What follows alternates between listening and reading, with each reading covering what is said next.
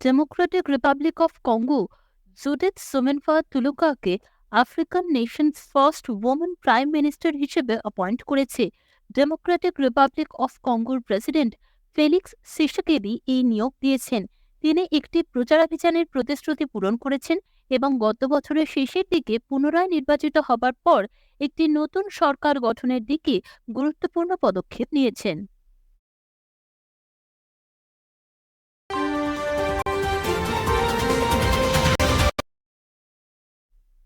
ইসরায়েলের সংসদ কোয়াতারে owned network AI Jazeera সহ টিভি চ্যানেলে সম্প্রচার নিষিদ্ধ করার ক্ষমতা দেওয়া একটি আইন অনুমোদন করেছে।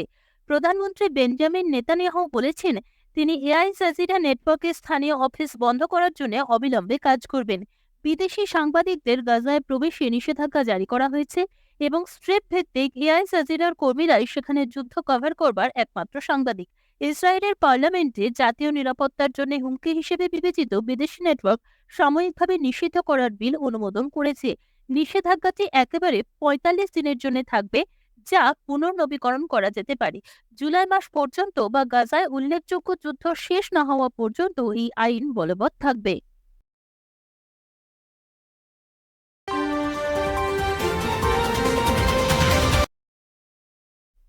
কোল মিনিস্টার প্রহ্লাদ যোশী জানিয়েছেন যে প্রথমবারের মতো ভারতের কয়লা ও লিগনাইট উৎপাদন ১ বিলিয়ন টন ছাড়িয়েছে। তিনি বলেছেন ক্ষমতা সম্প্রসারণের ফলে সরকারের অনুকূল সহায়তার কারণে গত ১০ বছরে কয়লা ও লিগনাইট উৎপাদন ৭০% বেশি বেড়েছে।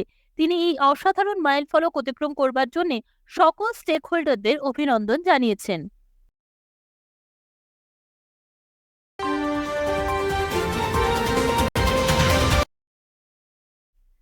জয়সলমের জেলার পোখরণ ফিল্ড ফায়ারিং রেঞ্জে ভারতীয় বিমান বাহিনী তার সবচেয়ে বড় মহড়া গগন শক্তি পরিচালনা করছে। গতকাল থেকে শুরু হওয়া এই মহড়া চলবে ১০ এপ্রিল ২০২৪ পর্যন্ত। মহড়ায় বিমান বাহিনীর সব প্রধান ফাইটার এয়ারক্রাফট এবং আধুনিক হেলিকপ্টার তাদের স্ট্রাইকিং সক্ষমতা প্রদর্শন করছে।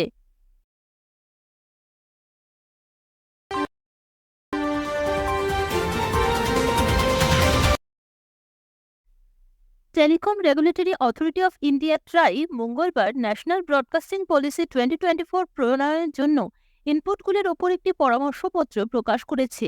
যোগাযোগ মন্ত্রক জানিয়েছে যে এই সম্প্রচার খাত একটি সানরাইজ সেক্টর, যা ভারতীয় অর্থনীতির বৃদ্ধিতে অবদান রাখার বিশাল সম্ভাবনা রয়েছে।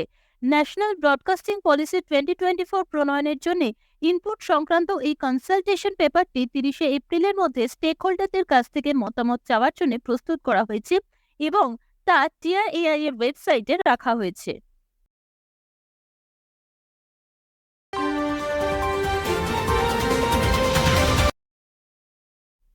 দ্য ওয়ার্ল্ড হেলথ অর্গানাইজেশন বিশ্বব্যাপী করোনা ভাইরাস শনাক্তকরণ, পর্যবেক্ষণ এবং মূল্যায়ন বাড়ানোর লক্ষ্যে একটি বৈশ্বিক উদ্যোগ হিসেবে চালু করেছে কোভিনেট। কোভিনেট সার্স কোভ 2, মার্স কোভ এবং জনস্বাস্থ্য উদ্বেগের সম্ভাব্য অভিনব স্ট্রেন সহ করোনা ভাইরাসগুলির একটি বিস্তৃত বর্ণালীকে অন্তর্ভুক্ত করতে বিদ্যমান কোভিড-19 রেফারেন্স ল্যাবরেটরি নেটওয়ার্কের ওপর প্রসারিত হয়েছে।